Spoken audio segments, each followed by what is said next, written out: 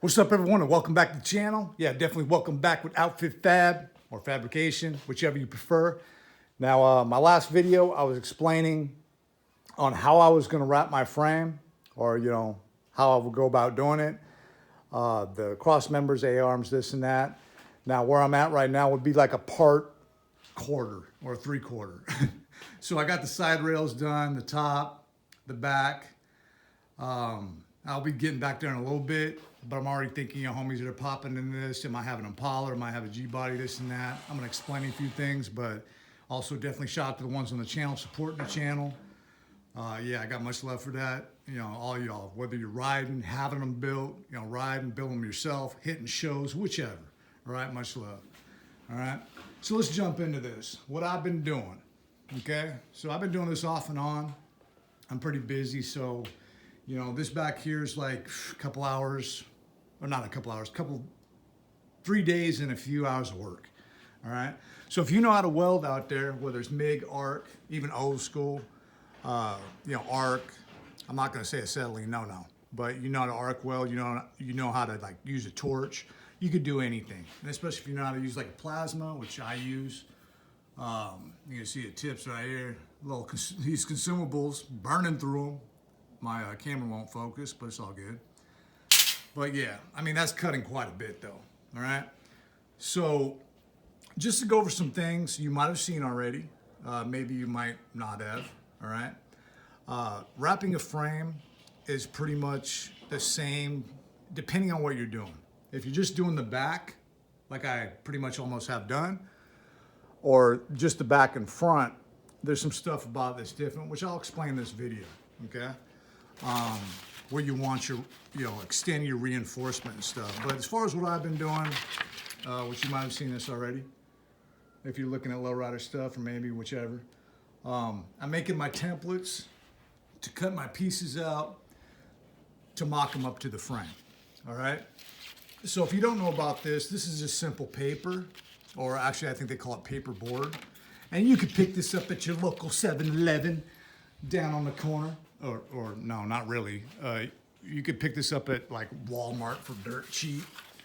I think I paid these were sheets. Where are they? Up here. Sheets, a whole gang of them. I mean, there's like hundreds and hundreds of feet, which I'm not gonna need. But you could pick that up for cheap, 30 bucks. Actually, yeah, it's called paperboard, I think. But I just call it paper because that's what it is. That's what it looks like. So, and I'm pretty tired right now, just bear with me. I just got done doing some welding, so yeah, and some other things. But if you don't know about this part, even if you're doing a partial wrap, I'm gonna say this. If you're doing a partial wrap, you want to, make your templates. If you're doing this yourself, all right? Now, if you have an Impala, frame, Cadillac, G-body, Lincoln. Actually, there's a lot of cars that you can get kits for. All right, steel's expensive, okay? But you can get kits for a reasonable amount of price. Hoppos is a big, they've been around forever. They're a good company. There's other companies you can get kits for, for your car. But if you're doing I'm gonna say not oddball, but if you're doing a car that, like a Galaxie, certain Chevys, a lot of different cars, you're not going to be able to find your reinforcement kit, all right? So this is what you'll have to do. And this is just simply taking paperboard, and you would hold the whole thing up there and either take a screwdriver, a pipe, whichever, like a metal pipe, whatever you got around. Pliers would work, scissors, and you would roll it down the frame, basically like this, to get your, pattern, all right? And you could draw it out, which I just simply cut it out, and I'll put it back on the frame to make sure, it's all even, all right? Then you come over here and you put it on your 3/16, take your plasma cutter, or if you're using a torch, old school, OG, you would cut it out, all right? So let's get back to the frame on what I'm doing, or what I've done. So you see I got the top pieces on, the side pieces tacked. Now back here, I started in the back. And back here is already reinforced. So this is doubled already on a Galaxie. But I plated in here. Move my camera over a little bit so y'all can see. Plated in here. I welded my nuts in for the bumper. Okay. And I will have to cut, let's move this helmet out of the way. I will have to cut in here because of these body mounts. That's the only place I have to cut. Now, some of y'all out there will have body mounts on top of the frame.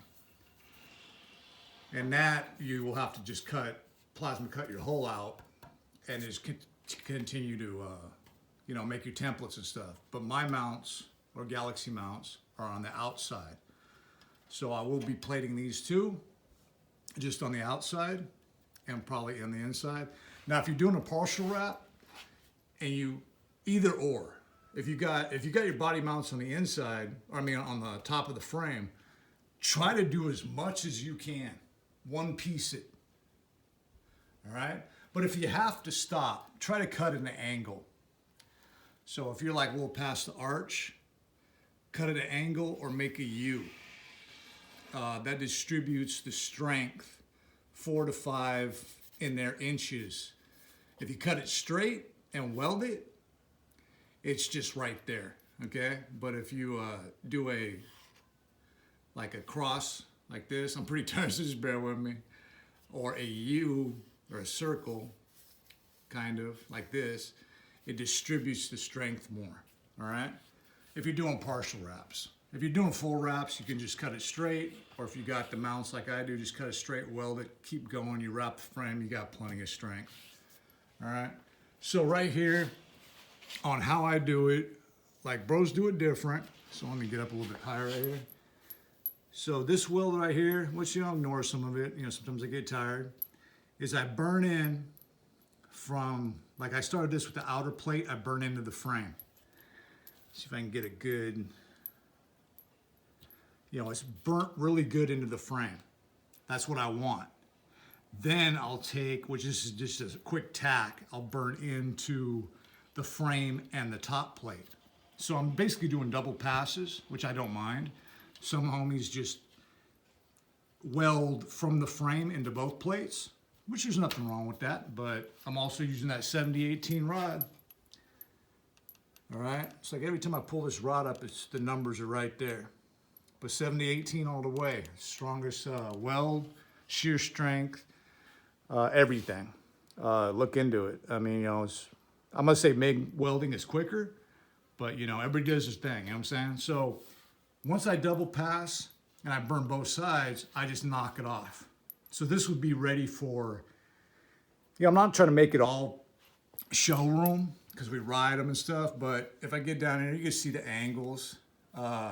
Even these right here, I can just fill that with primer, surface primer. Once I'm all done, block the frame out. That'll be in future videos. Not even block it, sand it off, spray it. Maybe have my homie, you know, do a bit of muraling or something like that, and be done. So it'd be like that all the way down, on both sides, everywhere. I'll probably do the front and the back like that, or the back and the front. All right. So I'll walk to this side real quick. So this side. Today I just started getting to, made my template, okay, which is gonna go in here. I got the template for here, and I started tacking, all right? And there's another thing about this frame that I explained in my last video, is it rolls off. Like you can literally see that this is 3/16. The outer frame is over the inner frame, or the inner frame is, you know, inside the outer frame, whichever. So what I did was tack it all. You can see the clamp marks, right? So once I get a little heat on it, I bend it and then I roll it in.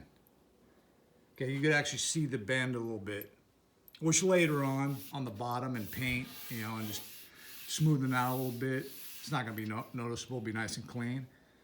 But then this is where I'll take the 1/4 inch.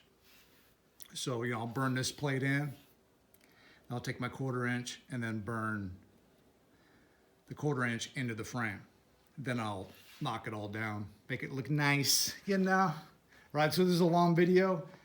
So that's where I've been. I also filled some holes that were pretty bad, actually. I'm kind of not worried about it, but because I'm gonna be going 1/4.